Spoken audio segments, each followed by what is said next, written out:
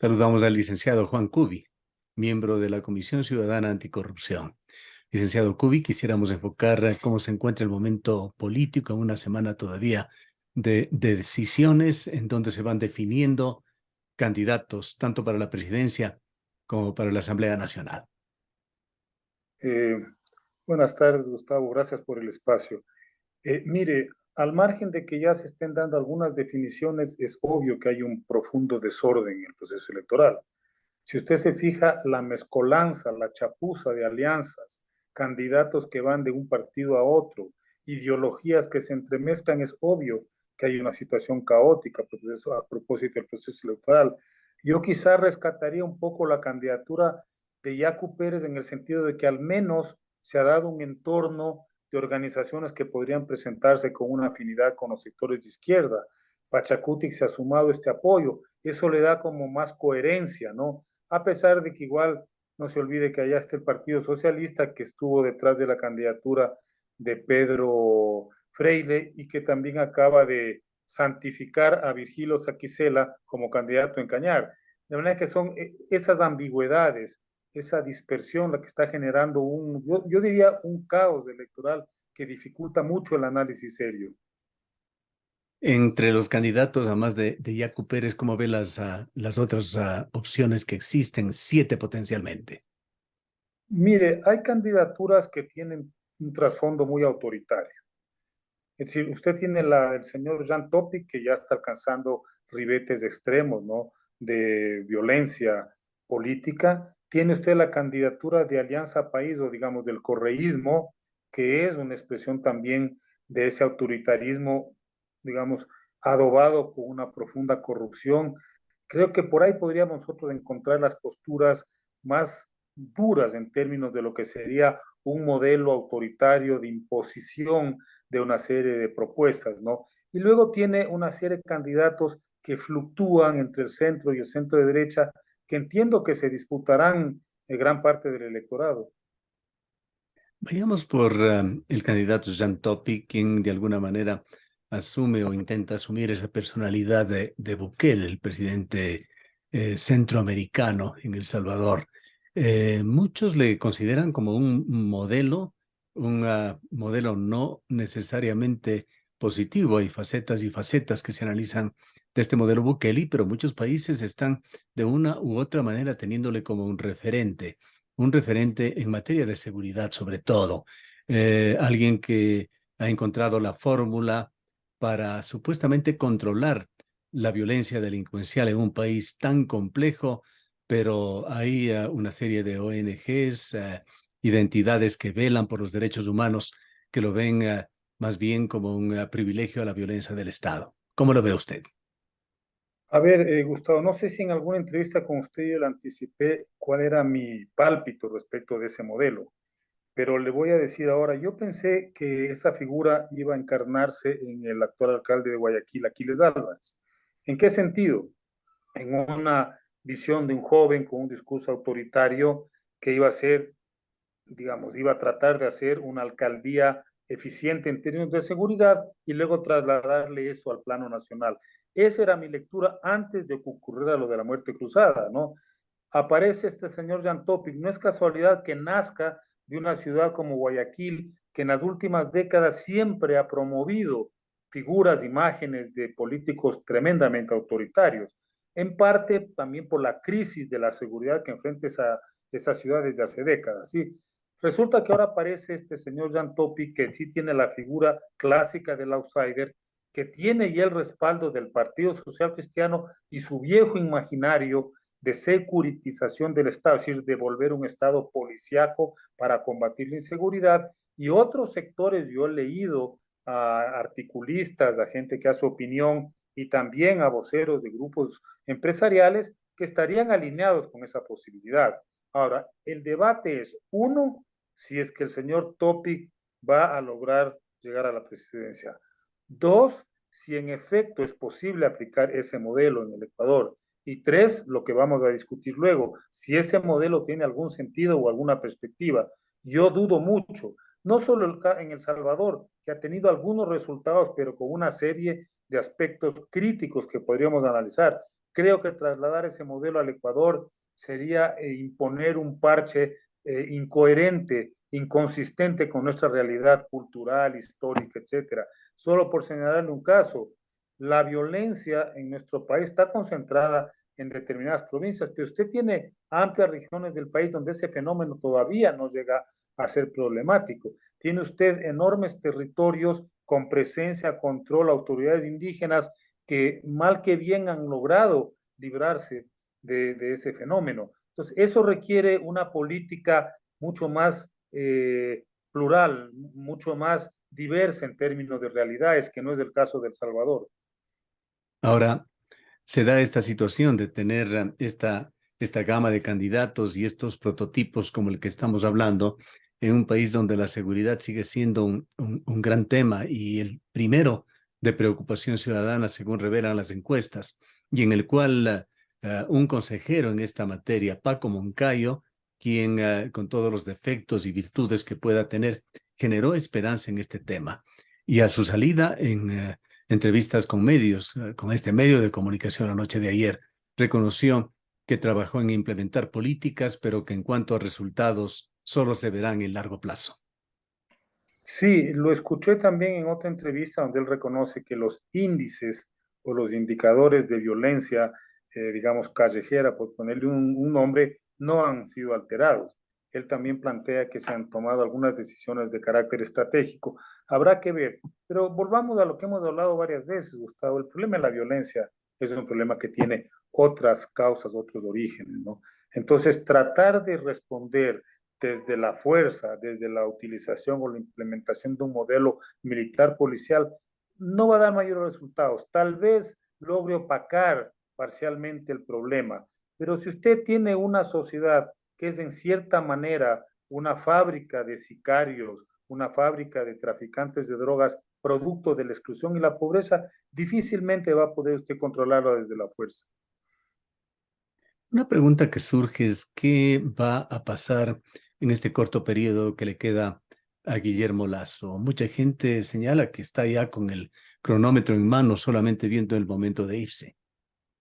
Yo creo que él va a tratar de pasar un par de leyes adicionales que un poco consoliden su modelo original, que obviamente ha quedado frustrado. Era un modelo de corte neoliberal para, digamos, apuntalar una lógica de acumulación que beneficiara a los grandes grupos económicos y que articulara la economía del país al capital transnacional, al capital global, sobre todo al capitalismo chino, que es el capitalismo hegemónico en este momento en el mundo. Va a tratar de avanzar en ese sentido y va a tratar de jugar como expresidente y como un representante de los grupos de poder, sobre todo financiero, va a tratar de jugar desde la oposición la carta de presionar, de exigir, de proponer este modelo. Pero obviamente en los escasos 4 meses que le quedan de ejercicio del poder, difícilmente va a poder hacer más allá de un par de cosas que a mi modo de ver no serán sustanciales.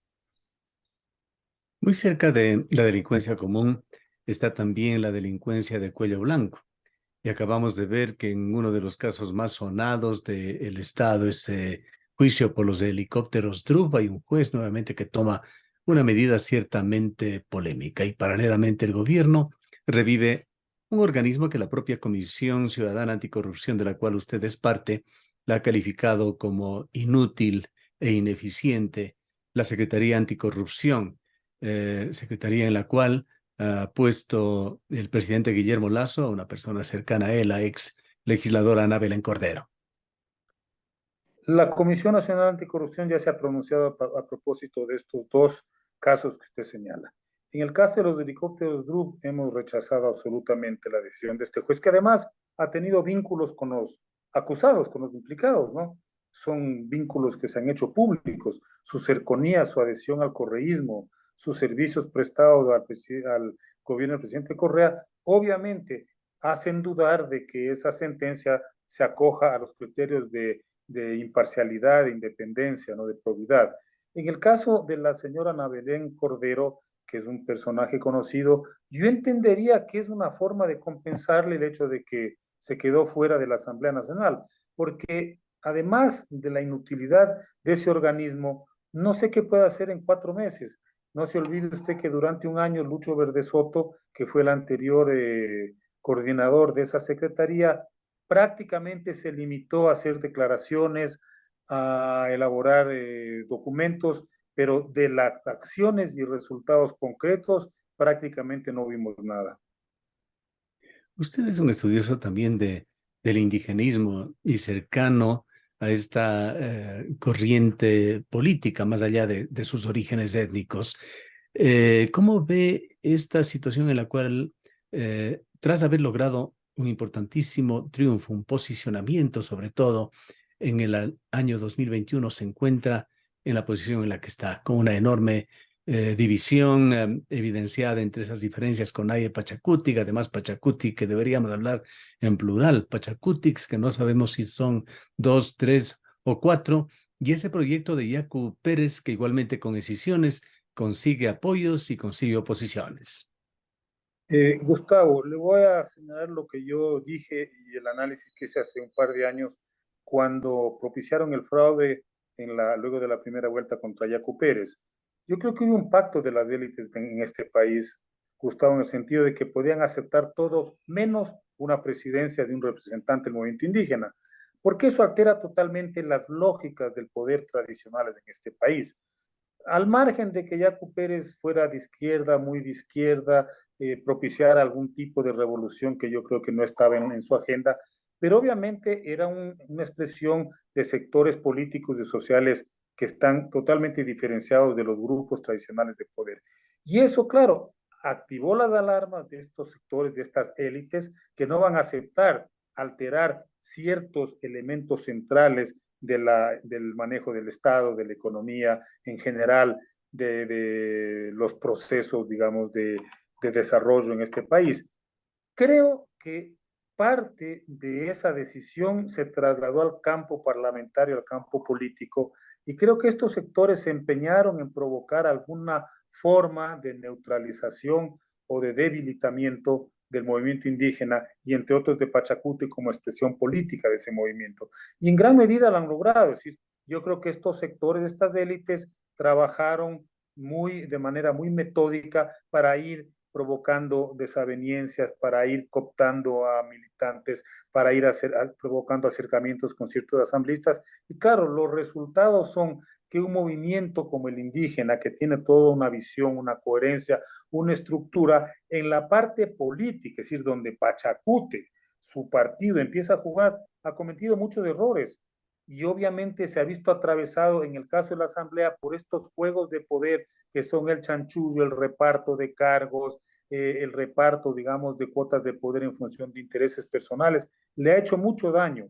No obstante, Pachacuti sigue siendo una fuerza política importante. Creo que lo más coherente que hizo, luego de todas las desavenencias que tuvieron en el último tiempo, fue arrimarse o darle el apoyo a Yacu Pérez, y con un costo alto, porque no pudo presentar candidaturas a asambleístas nacionales y probablemente estas divisiones le vayan a pasar una factura. No olvidemos, Gustavo, que Pachacuti fue la segunda fuerza política electoral en este país, el segundo bloque en importancia en la Asamblea, y eso no es poco.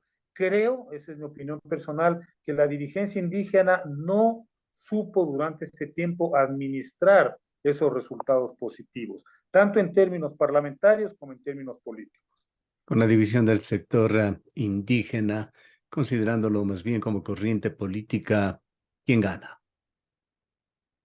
De la división de la mente indígena ganan los sectores económicos más tradicionales. Y le voy a decir por qué, Gustavo.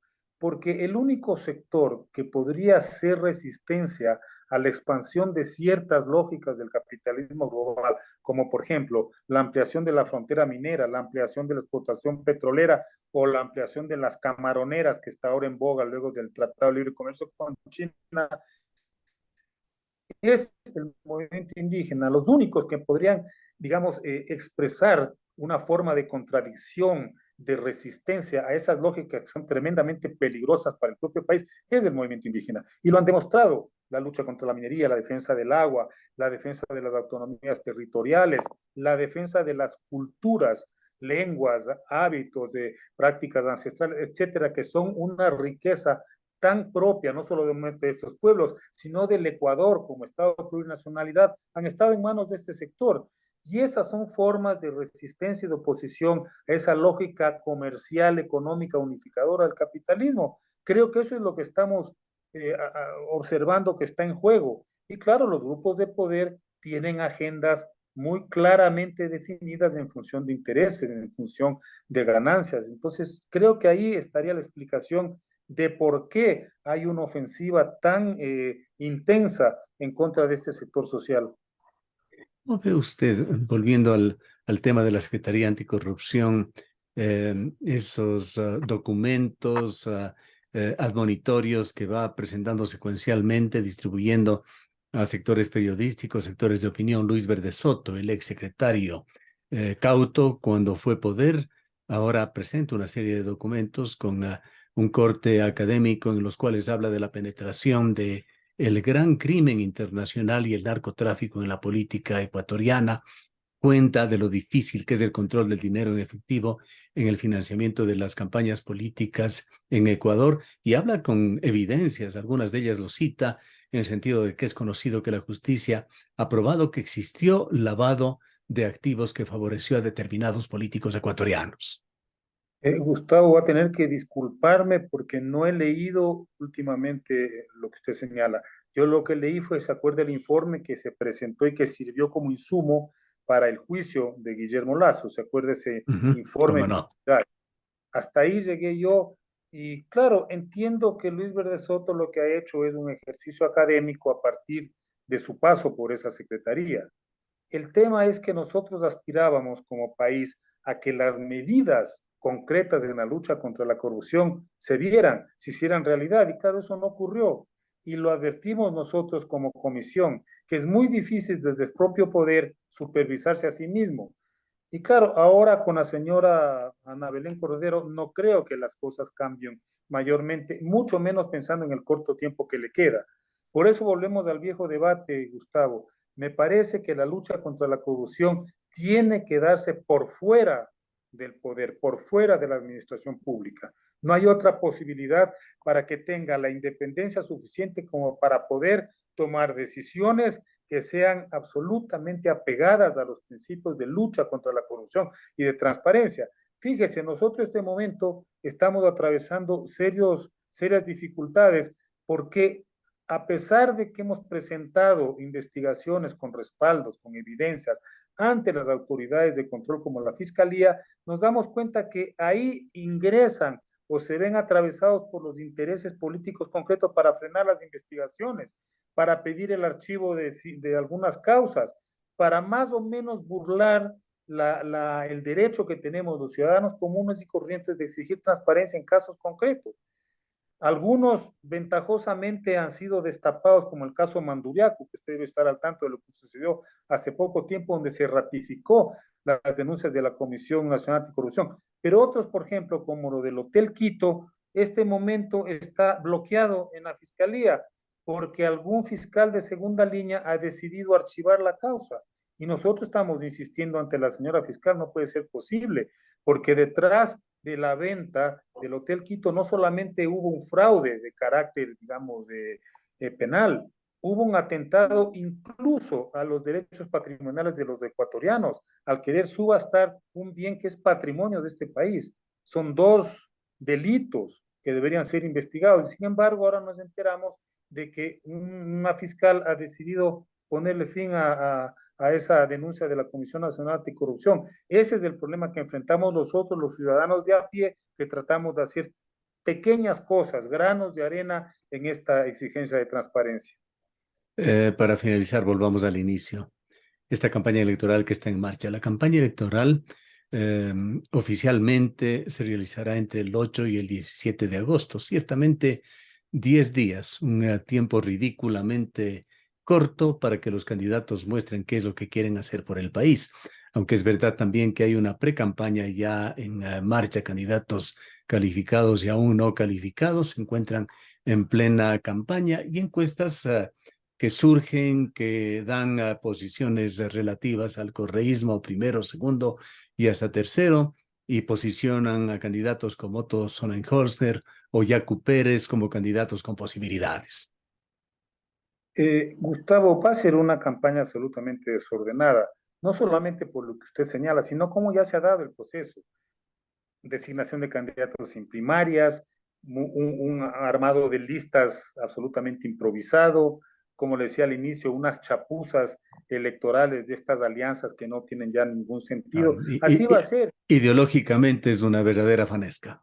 No, es una chapuza, no, Mm. por favor no le insulte a la fanesca, que es un plato delicioso y equilibrado. Una chapuza, un bodrio, ¿sí? Así es lamentablemente, ¿sí? Pero lo otro es lo siguiente, o sea, las elecciones de 2023, creo que para todos los candidatos van a ser un escalón para la gran escalera del 2025, porque ellos son conscientes de la transitoriedad de este próximo gobierno. Entonces, todos van a tratar de apuntalarse para la escalera del 2025. El problema es que puede ser que si el que gana no tiene condiciones para hacer ni medianamente un buen gobierno, va a subirse a una escalera, pero donde el primer escalón va a ser un escalón falso. Si simplemente no le va a servir para su propósito de seguir ascendiendo. Entonces, lamentablemente, vamos a asistir a un gobierno con profundas limitaciones, no solamente de tiempo, sino porque los problemas del país tienden a agravarse. Lo ha dicho el general Moncayo, no se están resolviendo los problemas de inseguridad y violencia en las calles. Se viene el fenómeno del niño, la crisis económica no cede, ¿sí? Los otros temas de carácter social no han sido resueltos. De manera que me parece que son bastante audaces y temerarios los candidatos de querer manejar durante año y medio un país con tantas adversidades. Bien, gracias por habernos acompañado, licenciado Cubi. Gracias, Gustavo. Como siempre, a sus órdenes. El licenciado Juan Cubi es miembro de la Comisión Ciudadana Anticorrupción.